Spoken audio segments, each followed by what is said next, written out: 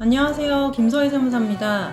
오늘은 세무조사를 받게 될 경우 많이 지적되는 항목, 검토하는 항목, 여기에 대해서 이제 말씀을 드려보겠는데요. 크게 이제 두 가지만 오늘은 말씀을 드려보겠습니다. 우선 첫 번째로 공제 감면에 대한 부분인데, 일반적으로 많이 받는 공제 감면들이 있는데, 첫 번째로 연구인력 세액 공제 부분입니다. 사실 많은 기업들이 연구소를 설립하고 전담부서를 두고서 이제 연구인력 세액 공제를 받게 되는데, 이게 사실 세액적으로 절세 효과가 굉장히 크기 때문에 많이 활용을 하신다고 보면 되는데, 사실 이렇게 세액공제를 받게 되면 세무조사 받는 경우 무조건 검토 대상이 된다고 보시면 됩니다. 이건 거의 100%라고 해도 과언이 아니고요. 그리고 이런 부분을 국세청 사전심사 제도가 생긴 걸로도 반영한다고 보시면 될 것 같습니다.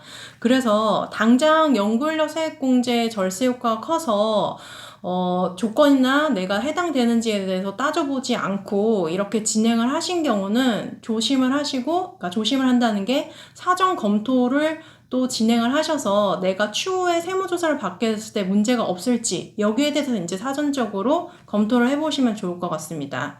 그리고 공제 감면 중에 고용증대 세액공제가 있는데 이 부분도 세액적으로 절세되는 부분이 많이 있기 때문에 많이들 활용을 하시는 부분인데 세액공제, 고용증대 세액공제는 당장의 고용 증대가 된 것뿐만이 아니라 추후에 이렇게 증대된 인원이 감소되지 않고 유지되어야 되는 부분도 있기 때문에 기업에서 당장의 절세 효과 때문에 세액공제를 받으시기보다는 내가 이렇게 고용을 증대시켰고 추후에도 증대된 인원을 유지할 거라는 계획이 있으시다면 활용을 하시는 게 좋을 것 같습니다.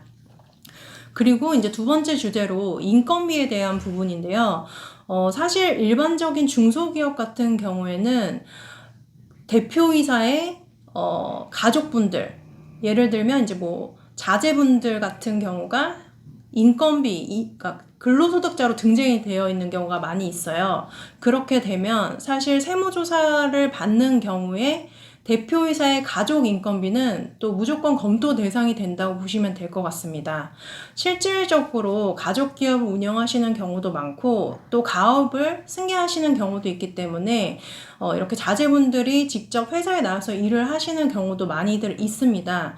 근데 중요한 것은 국세청에서 세무조사를 나왔을 때 이런 가족 인건비에 대해서 진짜 근무를 한 것인지, 근무를 했으면 어떤 업무를 한 것인지 여기에 대해서 입증을 해야 되는 상황이 생기게 되는데 이 부분을 사실 미리 대비를 해놓지 않으시면 입증하라고 했을 때 다소 어려워지실 수가 있어요. 그래서 말씀드린 것처럼 가족의 인건비는 세무조사를 받게 되면 무조건 검토하는 항목이라고 보시면 되고 여기에 대해서 사전적으로 대비를 해놓으시면 좋을 것 같습니다.